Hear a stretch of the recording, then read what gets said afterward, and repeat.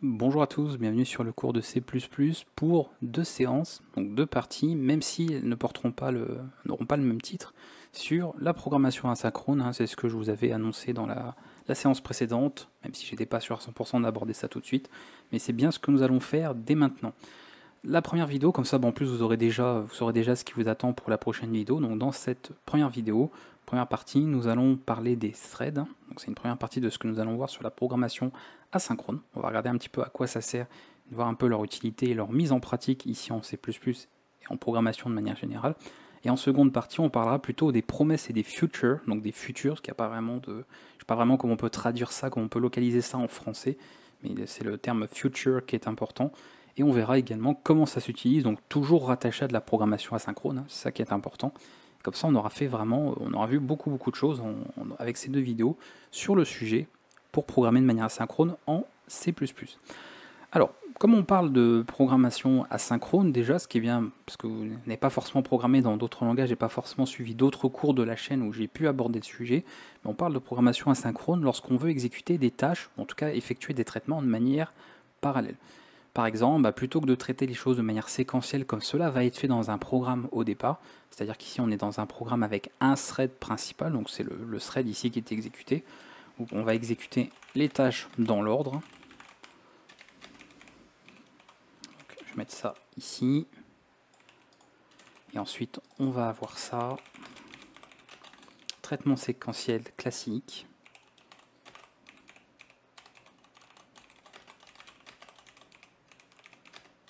Extra. Voilà.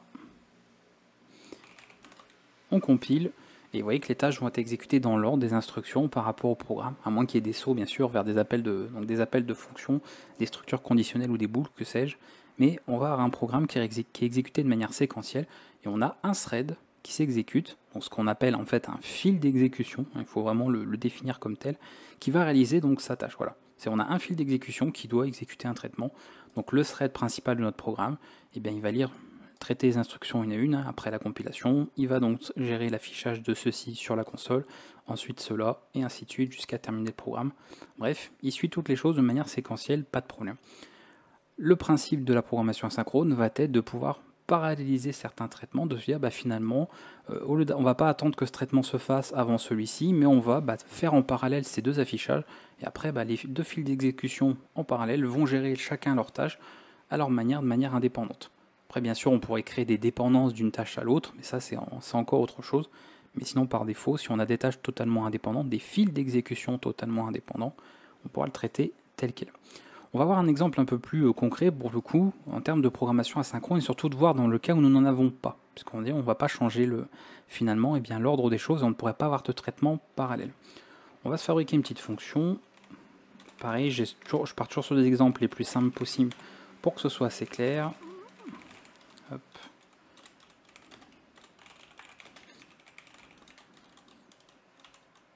Alors, on va faire ça comme ça, je vais appeler ça unsigned. Oui. On va s'en servir, on va faire en fait un délai, et encore, je ne peux pas m'en servir tout de suite ici. On va juste faire ça comme ça. On changera éventuellement par la suite.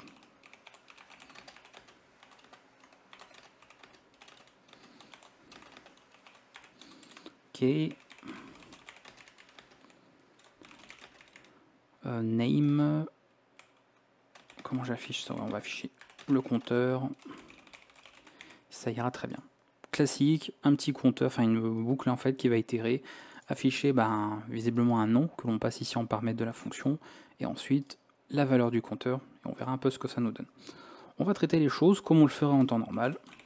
Donc je fais un appel ici, je vais dire some task, voilà, voilà, et ensuite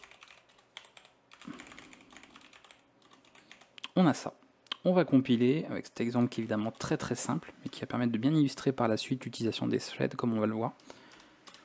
On exécute le programme et vous voyez qu'on a, sans surprise finalement, parce que c'est dans l'ordre des choses, dans l'ordre des instructions, l'appel ici à SomeTask qui est fait, donc il va faire son traitement de manière séquentielle, et ensuite seulement, quand cette instruction a terminé son travail, puisqu'il n'y a qu'un seul thread qui tourne, un seul fil d'exécution, on aura l'appel à ce second appel plutôt à la fonction, en passant un autre nom en argument, qui va faire son traitement. Je pourrais exécuter le programme des milliers de fois, on va garder cet ordre-là, parce qu'on n'a qu'un seul thread d'exécution. Il y a donc cet ordre qui est respecté par rapport à l'ordre des instructions écrites lors du développement. Pas de changement ici. Maintenant, on va voir tout l'intérêt d'utiliser des threads, on va les mettre en place et voir un petit peu les changements qu'il pourra y avoir justement par rapport à ce que l'on fait. Et éventuellement, on mettra des petites pauses dans le programme, ce sera plus intéressant en tout cas visuellement à regarder. Mais on va déjà faire 100 pour juste en fait introduire un petit peu la nouvelle syntaxe qu'on va aborder ensemble. On n'oublie pas, nouveau fichier d'entête, thread, et on va ajouter tout ça. Je vais ici commenter, hop, pas l'enlever parce que ça pourra peut-être servir juste après. On va déclarer un premier fil d'exécution, parce qu'on va bien en faire deux, sinon pas beaucoup d'intérêt. Et ici, il va prendre, au niveau de son initialisation, pardon, on va pouvoir passer la tâche à effectuer, donc c'est généralement une fonction, et ensuite, s'il y a cette fonction a des paramètres, eh bien on le passe en argument les valeurs que l'on veut. Donc là, effectivement, il y en a un. Le premier, bon déjà, c'est doTask, et ensuite, c'est le nom comme tout à l'heure, ou alors je peux mettre th1, on peut faire ça comme ça aussi, ça marchera très bien. On saura de quel thread on parle. th2, c'est juste pour pouvoir les différencier les deux en fait, qu'on arrive à voir visuellement qui est qui. On y va, non je sais pas, je suis allé un peu vite, pardon. Une fois qu'on a fait ça, parce que là c'est bien, on les a juste déclarés, initialisés, mais il faut pouvoir faire en sorte qu'ils s'exécutent, on va avoir une opération qui est dite bloquante, c'est-à-dire que le thread va devoir effectuer sa tâche, et ensuite on pourra poursuivre l'exécution du programme. Donc par exemple ici, on va mettre un petit message également, instruction du thread principal, parce qu'en réalité ici on en a trois, on a le thread du programme de manière globale, et on a ici deux threads secondaires, donc on a en fait trois threads qui vont se lancer ici. Ok. Et on va mettre une dernière, ou une autre instruction, donc vous voyez je le mets à toute fin, avant la terminaison du programme, et on aura ça. On va mettre les traitements bloquants, en tout cas pour faire attendre. Donc on va attendre en fait que le thread en question ait fini son traitement. Donc là, bon, vous le mettez dans l'ordre que vous voulez, ça n'a pas d'importance. Tout simplement, join. Je mets les deux ici. On fait donc appel à cette méthode join, c'est important. Et ici, eh bien, on va attendre que le thread ait terminé son traitement, d'accord, qu'il ait fait son exécution. Et une fois que ces deux-là auront fait leur exécution, comme s'ils s'attendaient en fait, on pourra poursuivre l'exécution du programme. Donc là, ce sont des instructions bloquantes, c'est important. On n'affichera pas la suite ici tant que cette partie ne sera pas réalisée. Et de toute façon, vous allez le voir visuellement. C'est pour ça que j'ai écrit ce code-là, parce que je trouve que c'est suffisamment visuel pour comprendre un petit peu le fonctionnement. Voilà ce qui se passe. Donc on a bien l'instruction du thread principal qui s'est exécutée en premier. Et là, vous voyez, alors on va laisser après un petit temps pour que ce soit un peu plus sympa visuellement. Mais voilà, les threads vont effectuer leurs tâches en parallèle, indépendamment l'un de l'autre. Et c'est bien une fois qu'ils ont fini leur tâche qu'on a cette dernière instruction qui s'affiche. Je peux relancer l'exécution plusieurs fois. On voit que cette instruction ici et la dernière ne changent pas. Par contre, effectivement, l'ordre des choses qui a été fait ici, lui, peut changer. D'ailleurs, on pourrait même penser qu'il y a des valeurs bizarres, c'est parce qu'il y a le 2 qui a dû se coller en fait des deux threads qui se sont mélangés, mais c'est pas grave. Parce qu'en fait, on n'a pas mis de verrou ou quoi que ce soit. On pourra éventuellement en parler un petit peu après. Et ils effectuent leurs tâches, en fait, chacun de leur côté. Alors ça tombe bien, on va mettre une petite attente. Et en plus, comme on a fait, justement, on a parlé de date et heure dernièrement, eh bien, ça fait une très bonne transition, très bon rappel avec chrono. Et on va faire une petite mettre en pause, si vous voulez, faire une attente, une interruption pendant quelques secondes. Donc on va utiliser bien sûr les outils qu'on a vus ici. Et au niveau des threads, on peut appliquer ça donc pour avoir cette attente en question. Donc je vais faire std, c'est this thread, et ensuite sleep for. Et ici on va interrompre bien sûr le programme en fonction de ce qu'on veut. Donc nous on va lui passer un chrono en secondes, ça ira très bien. On va mettre 2 secondes. Ouais, 2 secondes ici. Éventuellement, on pourrait même lui passer signed int delay. On va passer en paramètres. Et comme ça, là, lui, on lui dit par exemple qu'il attend 1 seconde. Et lui, on peut dire qu'il attend 2. Voilà. C'est un exemple comme ça. J'aurais pu mettre n'importe quoi d'autre. Ça aurait été pareil. Donc, il va attendre ce nombre de secondes. Et ensuite, il va faire son traitement. Et en fait, c'est même pas ça que je voulais faire. Pardon, je voulais pas le mettre là. Sinon, ça n'a pas beaucoup d'intérêt, mais je voulais le mettre dans la boucle en fait. Hop. Pour attendre, voilà, au début d'une itération, on attend un certain nombre de secondes, on affiche le message dans l'itération et on recommence chaque tour de boucle. Comme ça, ça permet de simuler un petit peu une pause ou comme si la tâche prenait un peu de temps à s'exécuter. Donc là visuellement ça va être un peu plus intéressant à voir. Par contre j'ai mis 10, ça va être un peu long. Hein. Non c'est bon, j'ai mis 5. Parce que souvent je fais une boucle jusqu'à 10. Donc vous voyez, l'instruction du thread principal ça ne change pas. Et voilà, chacun fait sa petite tâche, ils n'ont pas le même temps d'attente tous les deux, mais ça s'exécute dans un certain ordre. Donc après il peut se passer ce qui se passe, voilà. Donc on peut voir un petit peu ce qu'on a. Donc bien évidemment, si on a des opérations différentes, si par exemple il n'y a pas de temps précis, on pourra avoir des changements ou pas. Et là vous voyez que malgré tout on a quelques changements ici dans l'ordre d'exécution. Voilà, donc il me semble qu'on a 0, 0, 1, 2. Oui c'est ça, ah non, 1, 3 on n'a pas. Non on n'a pas parce que comme ils n'ont pas la même attente, ils ne se gênent pas. Ils ne rentrent pas en fait on va dire, pour le coup ils font pas l'affichage en parallèle. C'est-à-dire qu'ici ils vont logiquement pas afficher au même moment un message, puisque l'un le fait toutes les secondes et l'autre le fait toutes les 2 secondes. Donc ils se chevauchent pas finalement. Là où ça pourrait être le cas si on leur mettait le même délai. Bien sûr, on reviendrait au même problème que tout à l'heure, enfin au même problème, au même résultat que tout à l'heure, qui est que tous les deux doivent accéder en fait au flux pour afficher en sortie console le résultat, et forcément voilà, vous voyez, ça peut faire des décalages, ça peut afficher les deux valeurs en même temps, surtout que là il y a un flush qui est fait aussi, bref, tout ça on l'a déjà vu, on en a déjà parlé dans le cours, donc bien évidemment ça peut faire ce genre de choses là.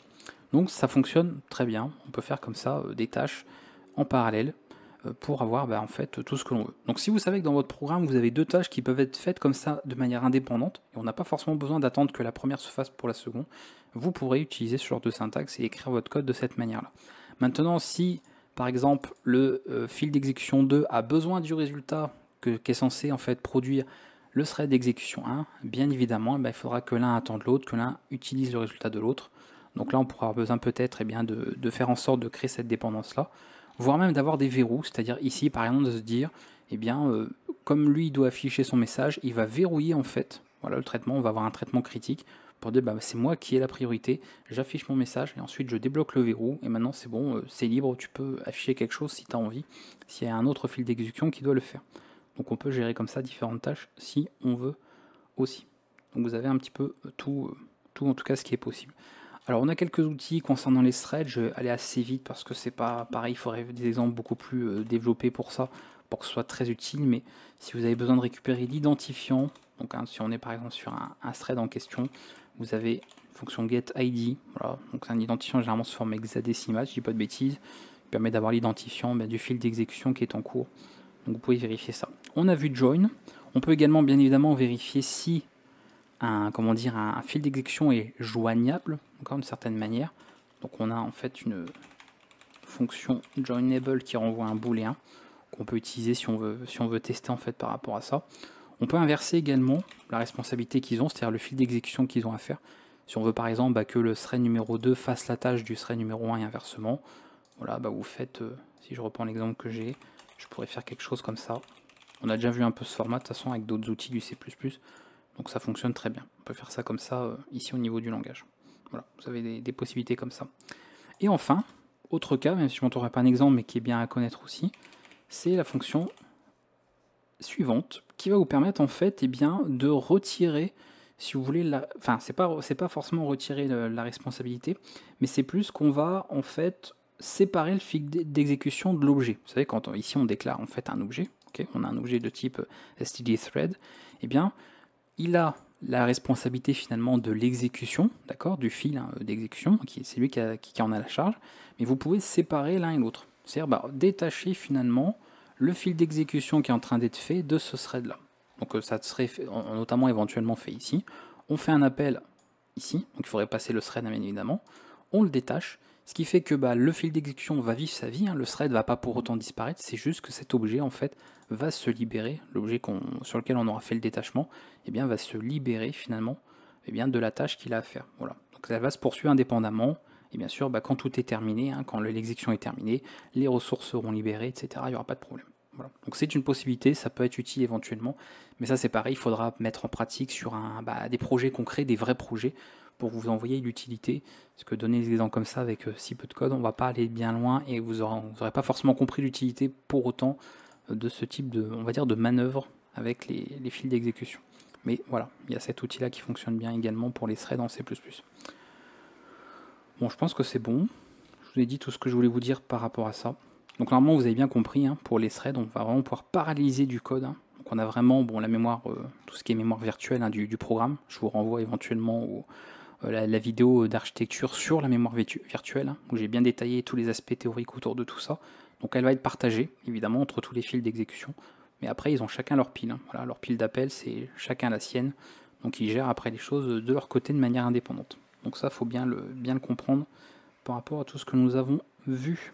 Je vais vous en parler justement, notamment le système de verrou qui permet de bloquer, si vous voulez, l'accès à une partie critique. On peut imaginer un exemple très simple. Vous êtes sur un site web, on a deux utilisateurs qui veulent modifier les informations d'un client ou d'un article par exemple, peu importe. Et à partir de là, les deux personnes ont accès à la même ressource au même moment. Donc si elles veulent modifier la ressource, il y a des chances qu'on se retrouve avec un mélange. Vous comprenez un petit peu le souci qu'il pourrait y avoir et les conflits en tout cas qui pourraient se produire si deux utilisateurs ont accès au même moment à une ressource en parallèle et plutôt qu'en fait chacun à leur tour pour éviter des problèmes de l'un enregistre les données que l'autre est en train de modifier, donc ça va écraser les données du deuxième et ainsi de suite et ainsi de suite.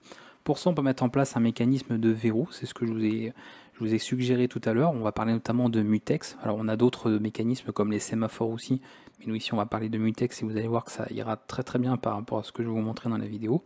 Et on va mettre en place justement un verrou pour faire en sorte de respecter finalement un traitement critique, c'est-à-dire de dire ce fil d'exécution, il a un traitement à faire, c'est important qu'il le fasse, et un autre fil d'exécution va devoir attendre finalement qu'il ait terminé, ou qu'il ait utilisé en fait la ressource en question, avant de pouvoir se faire. Alors on a vu un très bon exemple justement tout à l'heure, par exemple je refais une exécution justement un peu, on va recompiler, et une exécution du programme où vous avez observé un petit peu donc l'ordre des différentes opérations qu'on avait, l'ordre des instructions, donc le thread principal classique, et on voit effectivement que l'ordre il va différer d'un stade à l'autre. D'accord, on n'a pas un ordre qui est respecté à chaque fois, puisque ils accèdent finalement au flux de sortie, c'est-à-dire qu'ils vont vouloir afficher tous les deux en console leur message, et bien évidemment on voit qu'à des moments ça va entrer un petit peu en conflit, parce qu'ils vont l'afficher un petit peu au même moment, où l'un va en fait s'entasser sur un autre. Bref, on n'a pas forcément quelque chose qui est garanti à ce niveau-là. L'intérêt, c'est de retrouver finalement un petit ordre dans les exécutions pour dire, lui, il doit exécuter sa tâche, c'est lui qui va avoir accès à cette ressource, notamment le fait de pouvoir afficher les différentes valeurs ici du compteur qu'on utilise pour notre boucle, et après seulement, il va déverrouiller en fait entre guillemets l'accès, voilà, pour que l'autre puisse faire son travail. Donc on parlera ici de tâches critiques, d'accord. On va avoir une opération qui est critique. Alors là, l'exemple est très simple, mais sur un cas concret, bien sûr, on aurait véritablement un vrai traitement critique pour dire cette partie, attention, il ne faut pas que l'accès soit concurrent. Il ne faut pas qu'il y ait plusieurs utilisateurs ici qui soient en train de réaliser la même chose au même instant. Sinon, on va avoir des problèmes comme on l'a vu tout à l'heure. On va pour cela utiliser, comme je disais, un verrou et on va notamment servir des mutex. Et ça ira très bien par rapport à ce qu'on veut faire ici. Voilà. Je vous montrerai quelques cas d'usage qu'on peut faire quelques petites choses avec quand même.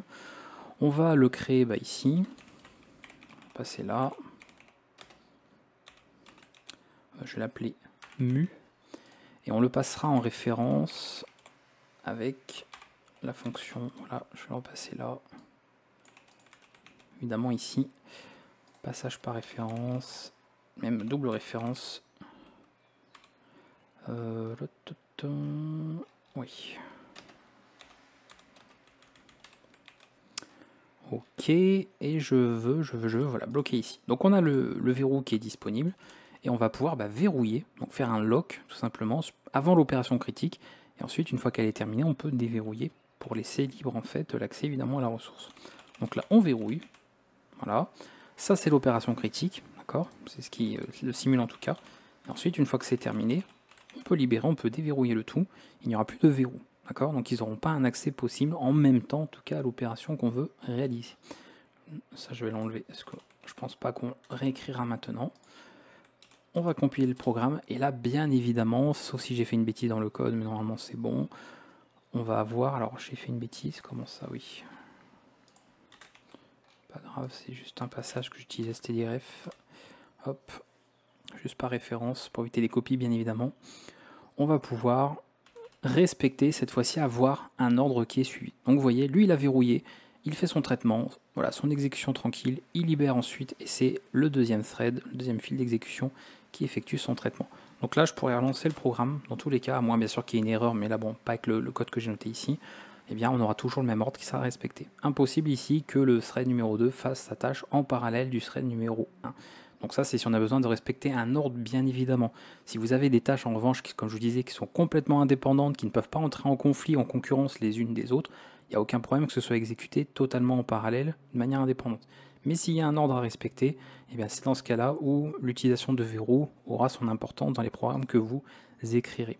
Alors ça c'est pareil, bon on n'est pas libre, parce que vous avez, encore une fois, comme je l'ai toujours dit, je ne gère pas forcément tous les cas d'erreur, ça viendrait rajouter plein de codes avec des choses qu'on a déjà vues et répétées plein de fois dans les séances précédentes, mais ici donc on n'est pas finalement dispensé de tout risque qui pourrait y avoir en termes d'exception notamment, donc il faut pouvoir vérifier ça. On a notamment des outils où on peut vérifier avec une méthode try-lock qui renvoie un booléen. On peut utiliser par exemple try-lock avec le verrou qu'on a, et en fonction de ça, on peut effectuer certaines tâches. Mais nous, ce qu'on va faire, on va utiliser un autre outil encore, un petit peu plus poussé, qui permet en fait de se charger de verrouiller, déverrouiller, si vous voulez, le mutex tout seul. On n'aura pas besoin en fait de le gérer nous-mêmes, et comme ça, voilà, on va pas s'occuper de dire on fait ci, on fait ça, on le gardera en fait tel quel. Pour ça, on va utiliser, donc, toujours à ce stade, je peux le faire ici. D'ailleurs, j'aurais pu le mutex, on va le laisser ici. Je vais faire logguard, pardon. Voilà, et on va lui passer un mutex, parce que justement c'est un petit peu ce qu'on veut ici, et on va lui passer M qu'on a récupéré ici par référence dans la fonction. Et là il va se charger de gérer la tâche tout seul. Voilà, c'est-à-dire qu'à partir de ce moment-là, il va verrouiller bien évidemment pour le traitement, donc ça je peux l'enlever, attention, et à la fin, eh bien, ce sera déverrouillé tout seul. Donc il n'y aura pas besoin de gérer nous-mêmes ça, et bien sûr on a une certaine sécurité concernant les erreurs, donc les exceptions par rapport à ça. Donc on s'enlève en fait quelques risques, si vous voulez, par rapport à ça. Donc privilégiez bien évidemment ce genre de syntaxe. Je vous ai montré le cas classique avec les threads, mais ici c'est d'autant plus intéressant de procéder de cette manière. Moins de code à écrire aussi, moins de risques d'oublier quelque chose, d'oublier de déverrouiller le mutex, tout ça. On ne s'en occupe pas, c'est une couche supplémentaire d'abstraction. Voilà, on fait un logguard, je vais y arriver, c'est guard et pas guard. C'est comme building et pas building. Et ensuite, on l'initialise sur le mutex qu'on utilise, que c'est ça qu'on passe comme type sous-jacent pour le gabarit, le template. Et après, ça fonctionne très bien, ça gère le verrouillage, le déverrouillage tout seul. Et c'est parfait. Ce qui est bien aussi avec ça, c'est qu'on peut le traiter dans une portée. C'est-à-dire que par exemple, vous pourrez très bien ici avoir, alors je ne vais pas écrire un code complet ici, on a vu tout ce qu'il fallait, mais on pourrait très bien créer notre mutex, vous voyez par exemple ici, et puis par la suite d'avoir une portée ici inférieure, en fait, et de faire notre logguard effectivement à cet endroit-là. Donc là, je ne lui passe pas forcément, je l'appelle juste comme ça, et ici on lui passe ça. Et l'avantage, c'est que le verrouillage, le mutex sera verrouillé dans cette portée, cette sous-portée, et à partir du moment où on en sort, il est déverrouillé. Donc c'est pratique, comme ça on a quelque chose de beaucoup plus isolé. Si vous voulez vraiment avoir un traitement critique de manière isolée, vous ne voulez pas forcément que ça se répercute partout, vous pouvez procéder comme tel. Voilà, on peut faire ça comme ça, c'est pratique aussi, et au moins vous gardez le verrouillage que dans cette portée-là, plutôt que des portées plus grandes. Sachez, toujours pareil, je le dis et le répète, on essaye souvent quand on a des ressources, bien évidemment, de les avoir dans des portées les plus courtes possibles, des durées de vie les plus courtes possibles, juste le temps du moment où on en a besoin, et après de pouvoir libérer tout ça le plus tôt possible. De ne pas se retrouver avec des ressources en fait qui sont finalement encore disponibles, alors qu'on s'en sert plus et que ça tourne tout le long de l'exécution du programme. Donc on peut gérer un petit peu au niveau des verrous de cette manière-là aussi, si vous voulez. Voilà, c'est une possibilité, donc c'était bien que je vous montre ça aussi. Et on va s'arrêter là pour cette première partie, pour cette vidéo en tout cas sur les threads. On aura fait un peu le tour de ce que je voulais vous montrer avec pas mal d'outils. Donc vous aurez vu beaucoup de choses, là, mine de rien. Vous voyez, on voit qu'on arrive aussi à la fin du cours de C++. On a pas mal de choses abordées qui complètent un petit peu tout ce qu'on a vu précédemment. On réutilise également des choses précédentes. Et comme je vous l'ai dit, il y aura de toute façon une autre vidéo, la vidéo suivante, qui sera finalement un peu une seconde partie.